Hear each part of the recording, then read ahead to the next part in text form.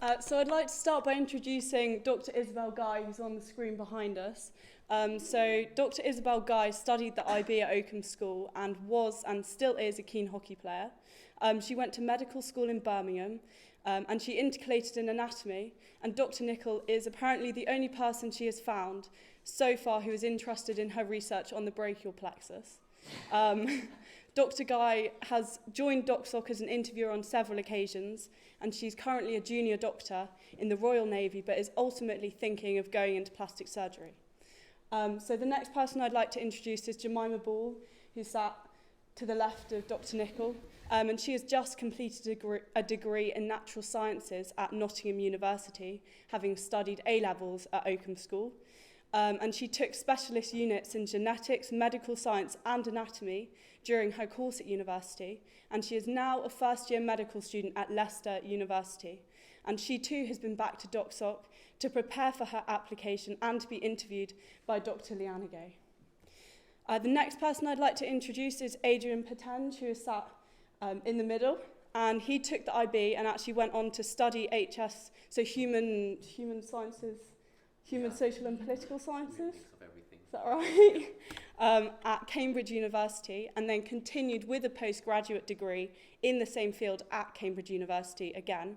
And he is now a third-year medical student at what is the largest hospital in Berlin and possibly the largest in Germany. And he is also a keen hockey player at school, when he was at school at Oakham. And among his other interests, he is training to be a paramedic.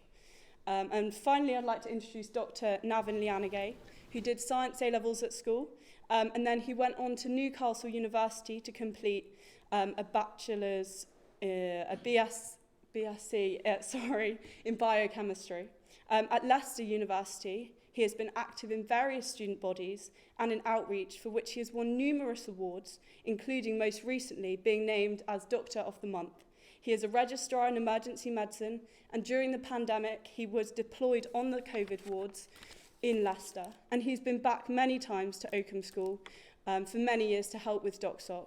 And in addition to his clinical work and research at Leicester Royal Infirmary, he is a duty medical officer on match days for the Leicester Tigers, and he teaches at Leicester University, and he is currently working for a master's degree in education at Nottingham University.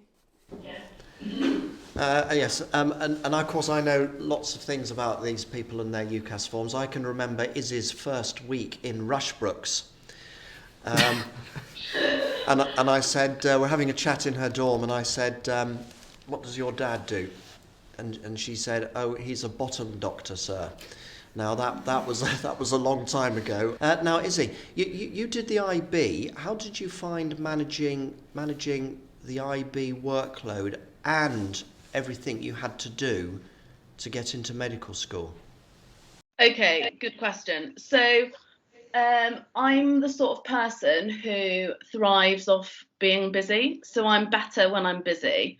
I'm not good when I've got a lot of time doing nothing. And I think if something kind of challenges me and feels like and pushes me more, I perform better. And so and actually the IB I enjoyed. The reason I did the IB was because I enjoyed all those subjects. I enjoyed doing languages and I enjoyed humanities. I didn't want to just do sciences. And so I take energy from doing the things I enjoy, and like hockey and stuff. And actually they all complement each other. So like my hockey, and doing all of the sport and things outside complements me being able to do as well academically, because that's for me, and it always has been, sport is my de-stress, my me time.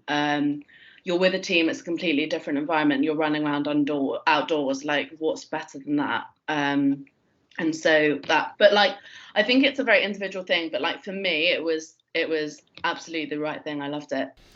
Do you remember having any particular pinch points at school? Because there must have been occasions where you had a medical school interview and a fixture and a test or something. Do you remember any particularly intense periods in your time in the upper school? So I think the IB worked quite well in that all of our exams were at the end. And I think I I broke my wrist anyway at the end, towards the end of the hockey. So I couldn't play a lot of hockey at that time. But there wasn't too much of a pinch point that I remember. I remember, like, for me, the hardest thing was actually most of my best friends did A-levels. And they had a lot more free periods. And so they were off all together at the same time. And so, whereas you're like sat in lessons, but yeah, I mean, it was the right thing for me. That would be one of my downsides. This next remark is going to sound awful recorded, but if I can put it this way, I was delighted when you broke your wrist because you had more time. Because you had some interviews that week, and we needed to do some final practices. I seem to remember. Let me ask Jemima. Now you're doing medicine as a graduate. Yeah. Do you think the work is much harder than school? Or much harder than university? I mean, if you do chemistry A-level, you can do at least first year of med school. I find it easier than my first degree so far, but my first degree, I remember, is third year, is like final year. I think it's a different thought process. So when you do A-level biology and chemistry, you think like a scientist, like you're trying to find the scientific answer, whereas you're taught everything on a clinical basis. So take the cardiovascular system is one of the units at the minute. You're not learning the heart and that. You're learning in this condition, this happens. So it's kind of like more reverse is how I kind of learn it. I don't know. So it's a different type of learning. But I wouldn't say it's massively harder, at least not at this stage. So in terms of hardness or intellectual effort that you've got to put in to understand it, how do you rate first year medical school, university and A-levels? Or can you not look at it that way? I would say Nottingham was harder intellectually, and then A-level chemistry, and then med school, and then like biology was easier. Oh. So I wouldn't say it's massively hard. I feel like if you get the grades and you get in, you'll pass med school. Like, as long as you put the work in when you're there, is how I found it. So I mean, is it the volume then? Yeah, it's the volume. It's not hard. It's just there's more content. Yeah. Okay. And Adrian, we're all very admiring of your journey to medical school. Tell us a bit about your IB experience at school, because you, unlike everybody here, you didn't do sciences, did you? What were your high levels? I did Greek, biology and German.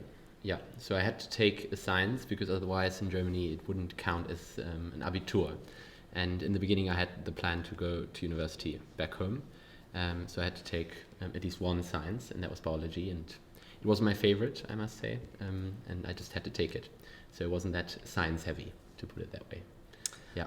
And how did you get ready for your Oxbridge application and interview? Would you like to tell the audience a bit about HSPS, because that may not be very clear? It's an odd course. It just combines humanities, social sciences, everything that you can't really put in one singular course in one. And I think they're trying to emulate PPE. I'm sure you've heard of that at Oxford. In some ways at Cambridge didn't quite work, so now it's just a whole sort of mess, but it's very interesting. They've changed the names a couple of times, and it essentially just allows you to explore different interests in one course and sort of develop along the way. And I wasn't too clear on what I wanted to do. I had interest in politics, I did classics, I liked history, and a little bit of economics as well. And that was a course that sort of allowed me to explore different areas. And I considered it somewhat of a sort of continuation of my education in making up my mind whether perhaps medicine would be what I wanted to do in the longer term. And I was 17 when I just finished at Oakham, and I felt not really like I was in the place to know exactly what I wanted to do. And that sort of undergraduate in HSPS with that very broad focus allowed me to sort of explore a little bit further and discover more sort of what my interest might be. So at that point, did you have, I mean, medicine's very much a vocation, isn't it? I'm sure you'll all agree. But did you have any inkling that was what you wanted to do when you were in 6th, 7th form here? I thought about it, but certainly had other plans when I left Oakham. Wanted to go into finance and do all that. But then upon sort of continuing with education at Cambridge and doing the odd internship, I realized that that wasn't my thing, and the idea of medicine grew again. And that's when I started being interested in paramedicine, because it's something that I could do whenever I was not in Cambridge for term time. So whenever I sort of went home, I would attend classes to become a paramedic. It's kind of an apprenticeship / degree in Germany, and that's what I did in my free time to make some money on the side. University is not cheap, certainly, but also because that was a way for me to explore whether that interest was sort of one that I wanted to sort of pursue further. And that was sort of, for me, the reason why I ended up trying medicine, at least. Okay. Now, if you were listening to the introduction, Dr. Issy is the only person out of our guests who actually applied to medicine straight from school. I want to explain that Dr. Navin's come back to Oakham School several times a year for many years, and he certainly grilled Jemima at a practice interview, and I believe Tom Davison remembers his encounter with Dr. Navin last year. Now, we were talking a bit earlier. If you don't mind, could you explain the way you eventually ended up doing what you always really wanted to do? Yeah. So, hi everyone. So I left Oakham School in 2007. And I did apply in school. I didn't get in, so on paper wasn't quite there. And I think it was probably right, because maturity-wise, I probably could have done with a bit more years, a bit more time. Did a gap year, but I didn't get the A-levels. Now I had my A-levels under my belt. I didn't get the A-levels to apply during gap year. So I'd got a deferred offer to Newcastle for biomedical sciences, where they offer an opportunity to transfer in the first year if you achieve 80%. Now 80% probably doesn't sound like that much. That's like an A or something in A-levels or something. But in university, postgraduate education, or undergraduate education, sorry, that's above a first. And I didn't get it. So again, setback, but not a big deal to me. I carried on with my degree. So now I'm on like plan C or D or something. I've lost count now. Worked as a porter part-time at Glenfield Hospital in the holidays, to get a bit of an idea of how the hospital worked and how different sort of support systems in the hospital interact. And I applied in final year of biomedical sciences, and I got in to Leicester. It was 4 years later than I initially planned, but that just means when I retire, I've just had a career shorter by 4 years, so I've still hit 40 years. It's not a big deal. And honestly, I actually feel better for it. I'm not saying that it's a big, I wouldn't have minded if I'd got in first time at all. But I've never looked back, and I've only taken the positives from where I've come from, and it's not made me any less of a doctor or any less of a person. I've achieved a lot more from my path anyway, personally, and I've never had any issues academically at university. Always been quite comfortable at medical school and in postgraduate qualifications as well. So it took a bit longer, but I think the main thing is that there's another way in. There's always another way in. You just got to stick with it. I often use Dr. Navin as my example of perseverance, because it was plan A, B, C, D, E, and look where he is now. He'll probably be a consultant in a few years in emergency medicine, and he was deployed on a COVID ward during the middle of the pandemic in a city that was a hotspot. So I'm very admiring, Navin, of what you've been doing in recent years. Before you were in the upper school, we did some online conversations on that subject, and they were absolutely fascinating. Issy, tell us about how you became a Navy doctor. Now we've discussed this in the past. I think I'm right in saying there's only 50 cadetships nationally. So there's in each year group. So there's 15. Oh, 15. Oh, I do beg your pardon. Tell us a bit about how you went into that. I don't think you didn't do CCF at school, did you, or did you? I can't remember. No, I absolutely did not do CCF at school. No offence to who runs it, but I was like, that's not me. No, I did DAV, loved it. I remember seeing the CCF people at school and I was like, oh my gosh, as if I'm ever going to march anywhere, like no way. And then, so I was in my second year of medical school and the military came to do a careers fair. And it was just over a lunchtime and I was like, I bet they've got some good freebies. I'm going to go along. And I was like, oh my goodness, why have I not thought about this before? They offer such a great kind of career path. So basically the way it works is that when I finished medical school, when everyone finishes medical school in the UK, you do 2 foundation years. And then after that, it's kind of, most people might apply for specialty training, they might take some time out and various things like that. What I will do, so I will finish my foundation years this summer, and then I go and do 6 months military training, learning how to march, and then I will be, and then I'll be deployed for the next kind of 2.5 years. I won't be away the whole time, but I will be the only doctor on a ship. I get to go to all over the world. They just decide. I get to meet fantastic people. I get to So a couple of weeks ago, I got to go to Gibraltar on hockey tour with the Navy. While I was at med school, I spent 3 weeks in the Caribbean on a ship. So yeah, I get to do quite cool things, and it's worked really well for me. Initially, I was like, what am I doing? And my parents as well, they were like, what are you doing, Isabel? And so I kind of just threw my kind of application in, to use the process as me deciding as much as them choosing me. It took kind of about 18 months in total, and I loved every step. The people I met, they were my kind of people, and so here we are. Yeah. But you've got, as well as intellectual requirements, I mean, there's physical demands and presumably psychological assessments and all that sort of thing. Yeah, so we had to run. So you run 2.4 kilometers.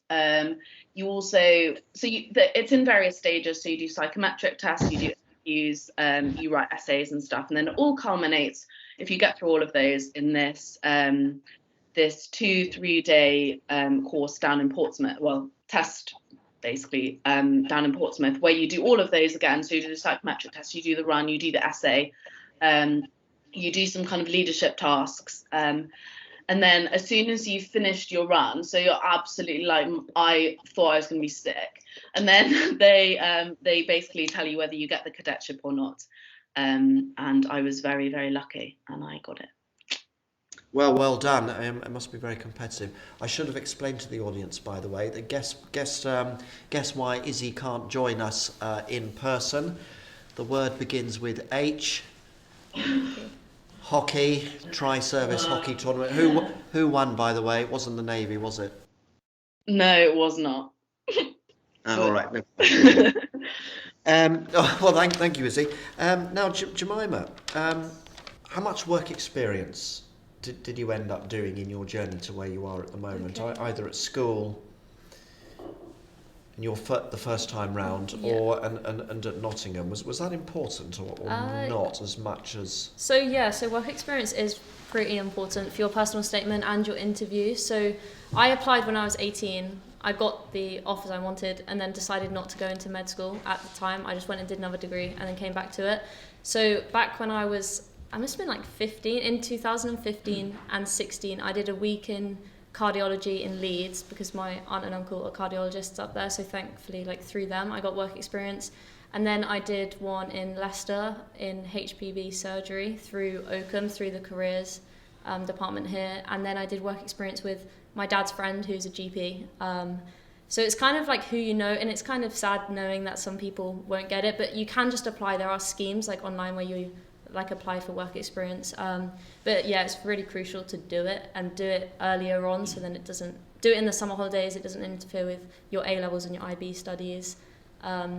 Get it. But when you are on work experience, one thing I would say is don't bother learning what like diseases they have. They won't ever expect you to remember that, or the medication they're giving people. Take away from it what you've learned, so like the communication that the doctor gives to a patient that is undergoing a certain like illness, and take away what you've learned from it, not the actual like medical stuff behind it. Make sure you like write that down, because then you can practice it for your interview. Okay. That's what I would say. And Adrian, you're extremely well educated. You've done degrees plural at Cambridge, now a medical student. Where did the idea of being an ambulance man come from, and where do you find the time to do paramedical science? So how long have you been doing it? I can't for remember. 5 years. So 5 I started already during my undergrad at Cambridge, and because they have a term-based system, there's a lot of time where you basically have nothing to do, and can go on holiday or do something like that. And I just thought it was interesting, and it sort of aided my idea of exploring whether medicine perhaps would be a good idea. And rather than doing an internship like you said, I thought perhaps I start that course. It sounded interesting, and explore it that way. And part of sort of the journey is that you intern with emergency departments, different ICUs, other wards, and sort of explore a very practical side, because that's what you do on the road. So it helped me in that regard, that I didn't really see the theory just yet, because I wasn't interested in seeing whether I'd enjoy that, because I knew that if I wanted to become a doctor, the practical side would be what sort of interested me the most. And through that paramedics work, I saw the practical side, at least parts of it, pre-hospital, enjoyed it a lot, and gained some valuable experiences with society, just seeing what people sort of have to deal with on a daily basis. That helped also, and that was sort of part of why I decided in the end to apply for medical school, because of the good experiences I made as a paramedic. And then to answer the question on when I find the time, COVID helped, because I didn't have to be at university. So because of the lockdown and a slight increase in demand, I was working a lot, and that sort of helped me as well to gain even more experience and perhaps do something good. Actually, that prompts me to ask, I suppose, what is an obvious question. So Jemima, as a student at university, it's midday and you're just getting up, and then you might That was on go the first degree. You can't do that Oh, anymore. right. No longer interested. Can you give us a rough idea of the working day, if there is such a typical day, yeah. so they can. So at Leicester, so the first and second years, because there's one med school, they kind of split the timetable. So for first year, you're in uni 9 a.m. till 1 p.m. And then the afternoons, it depends on the days. Sometimes you have like CHDD, which is to prepare you for your OSCE exams, which are like the patient-based exams. Or you have the health enhancement program in the afternoons, but that's only on Sunday. So most afternoons you are free. You're always free Wednesday afternoons for sport.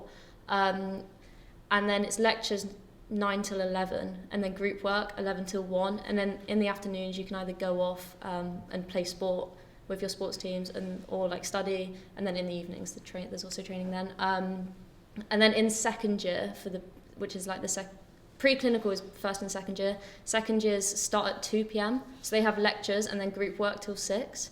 So it does change. But yeah, so you have 9 a.m.s every day, Monday to Friday. Like there's no getting out of that. And I think that's the same at most med schools.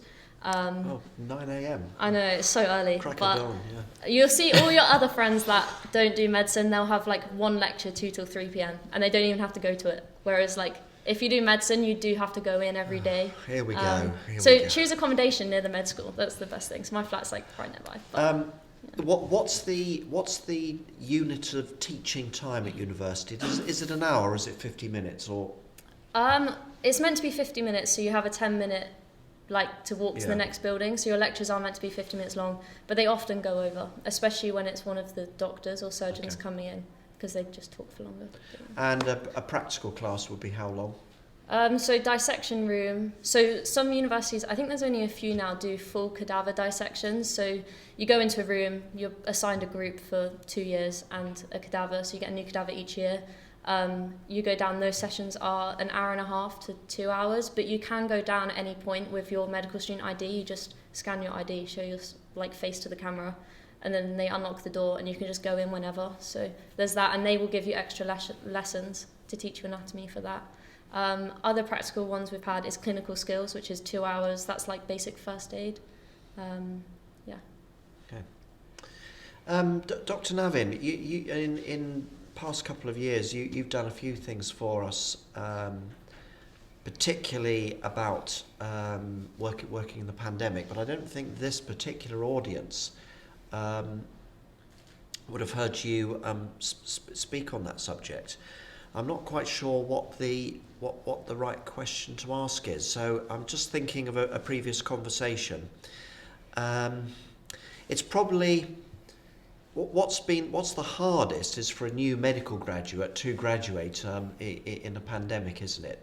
But if I'm not misquoting you, you were of the opinion that you had in fact been trained for these sorts of eventualities, and it was possible just about to manage it, even though it was hard work. Have you got any reflections on your time on the COVID wards during the pandemic for the audience? Yeah, so just to briefly bring people up to speed, I was, like what Izzy said, when you do your foundation training, I'd gone on specialty training, and I had just finished my intensive care rotation. I was on acute medicine before I'd then become a registrar.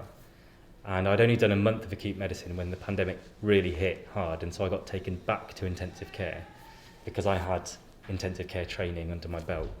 And we were learning about COVID as we were treating patients who were incredibly unwell. As an emergency medic, we are, as part of our training, we are meant to be ready for major incidents, whether they be nationwide or local. Although I was at a very junior level in my training, it was something that had come up, because I'd done my postgraduate exams already by that point. So it had come up quite a bit. Although, yes, mentally, as an emergency medic, we were prepared, but I think nothing can really prepare you physically for what happened. And it's difficult now to adjust to what the NHS is like now. But we will adjust, it's just a new normal. There's no easy way to kind of deal with. There will likely be another pandemic at some point in our lives. But we will have learnt a lot from this one to be able to apply it to the next one. But then the key thing is that you just got to remember you're not by yourself in it, you're a team. And as long as you keep that, like what Jemima had said about what we call non-technical skills, when you do your work observations, it's all about communication, leadership, teamwork, interprofessional education, that sort of stuff. As long as you understand that, you know that, you fall back on that when times get tough, like in a pandemic, and that prepares you for whatever comes your way. Okay. Perhaps I could ask all of you this. You've got to keep up with the science, haven't you, in medical practice? The basis of your diagnostic decisions and your treatment plans must be science, mustn't it? Now, I take it you get time to do that, and you each have some sort of pet area that you're more interested in than others. Izzy, what are you, do you regard yourself as a scientist? No, I think at school I was better at languages, but I think medicine suited me. And I mean, certainly working as a doctor, there's no time set aside to keep up my science. But it is very much a kind of a thing you do outside of your working hours. But I mean, foundation years are a funny old thing, because actually a lot of the time especially in daytime hours when there's a lot of people around, you're very much a kind of a little a little bit of a ward monkey, and so you're kind of doing jobs, and they're less, you feel less like a doctor. I think when you get to the second year of your foundation training, so my first job was on A&E, and actually I had an AMU job, which was acute medicine in my F1 year, and I think those jobs are fantastic at you are more of a doctor. You're clerking patients who've been, so when I was on acute medicine, that was all over COVID, but you're clerking patients and making decisions, ordering investigations, and coming up with a differential diagnosis. You'll then post-take that patient with a consultant. I've recently, so this year I've had an A&E job, which again is such a fantastic experience, because you feel like a doctor, and I guess you are a doctor. But a patient comes through the door, you pick them up, and you kind of, you come up with your diagnosis, and your decision, I guess, in ED is, can this patient go home? Do they need a bed in hospital? And then now, currently, I'm on GP, where I'm seeing patients on my own, I'm making decisions on my own, and kind of prescribing treatments and stuff. So, yeah. I'm sorry we were sniggering. We just love the expression ward monkey. That was a new one on us. So it's not abbreviated, is it? A WM? No. Like an F1, F2, ST4, WM. I mean, out of hours, you do a lot more medicine, so you're on your own. Emergency buzzers go off. You're asked to review patients who are unwell, but that happens less so in daytime hours. The three postgraduates here. Any comments on science, pet areas, research projects? I did my research paper. So a lot of students on like other courses, if people do like a biology degree, they do like a dissertation. But for my course, we did like a research paper, which was different to a dissertation in so many ways, but basically a dissertation. And mine was on COVID, and it was I did it on COVID testing in schools at the time when they brought in you guys all doing lateral flows. So that's quite interesting, but I know that I don't want to go into infectious diseases. I feel like a big part with medicine is ruling out what you don't want to go into. So like from the units so far, there's specialties that I know I don't want to go into, but area I do really want to go into is psych, but I haven't experienced it yet, so in the wards, but yeah. Gentlemen, pet science areas? Yeah, I mean, as a registrar, you have to be quite up to date with the latest evidence, and we have to know quite detailed information about how drugs work at a physiological level whilst the patient is in front of us. And in emergency medicine, you don't have a lot of time to piece all that together. You have minutes, seconds, and so on. So a lot of my interests are in pre-hospital emergency medicine, hence why I do the work with Tigers, and from August I'll be doing a pre-hospital fellowship as well. And my educational interests are all in simulation education to improve current practice for postgraduates and undergraduates alike. So, Jemima, you'll probably see me as you become a bit more senior in med school. I see your name everywhere, so yeah, probably. To sort of give a bit of light to Izzy, F1 and F2 is very much you're learning to be a doctor and trying to juggle what it's like to be, we called it a jobs monkey in Leicester, but ward monkey is the same sort of thing. But when you get onto specialty training, you start to get protected time to actually study for exams, get better interest in what you've got. So in the Royal College of Emergency Medicine, our rota is required to have what we call educational development time. That's the shift I was on today. So I have to be in the hospital, but I can use that time to develop myself personally and professionally. And it has to go towards my career development. So they do give us the time, but you do tend to have to be in specialty training at that point. Izzy, I think the audience can sort of glimpse this, you can't, but I've just wanted to bring another prop with me. Now your generation think Grey's Anatomy is some sort of, it's an American medical program, isn't it? Is that right? This is Grey's Anatomy, and I bought this when I was a student. As you can see, this is the full version. That's just anatomy. Now don't worry, it's not functional anatomy. You don't have to learn that. By the way, Izzy, the page on the brachial plexus is rather poor, if you don't mind my saying so, in Grey's Anatomy.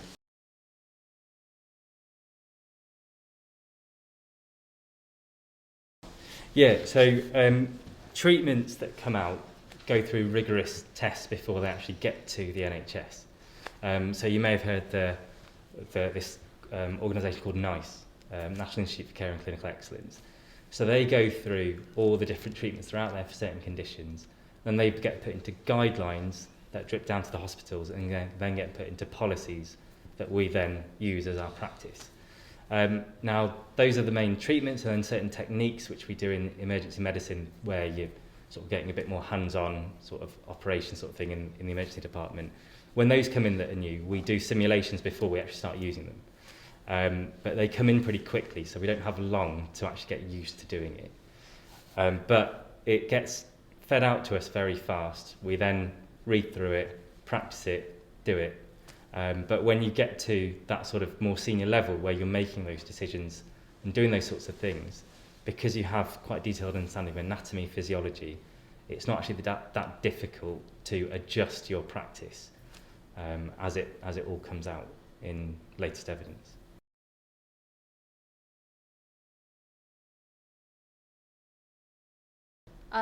So I always knew I wanted to do medicine. I applied when I was 18, got in, but I decided it wasn't the right time for me back then.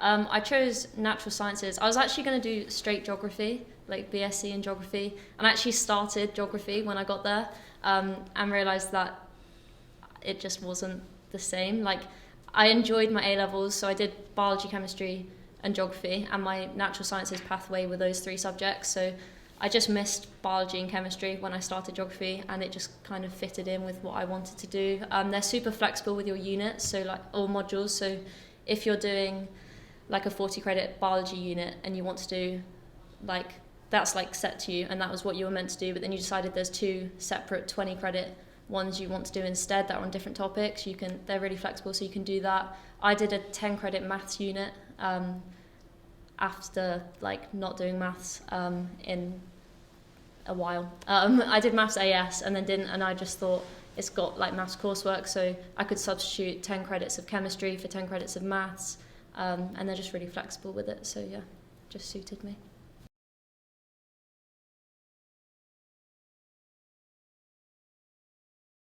They're working on the UCAT at the moment, Dr. Navin, and decision making is one of the sections I'm sure you remember. Okay, so decision making in an emergency environment it's not easy, and it takes a lot of training to get to where we are, where we can make quite critical decisions in seconds. The key thing is safety first for the patient and the team. And don't be afraid to ask a team member. Just because you're a leader of the team doesn't mean you're on your own.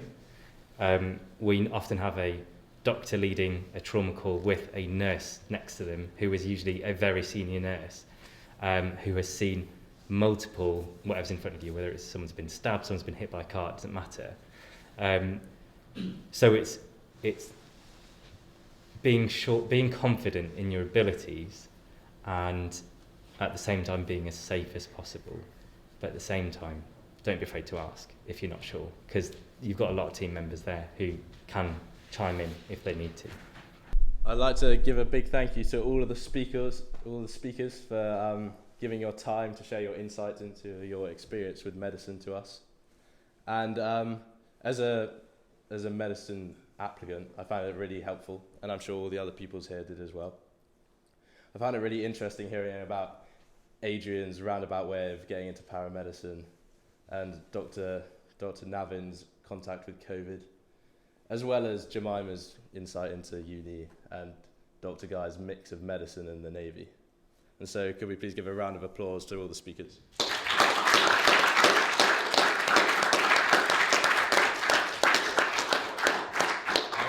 I would also like to thank Dr. Nicoll for helping organise this, and the OO Club as well.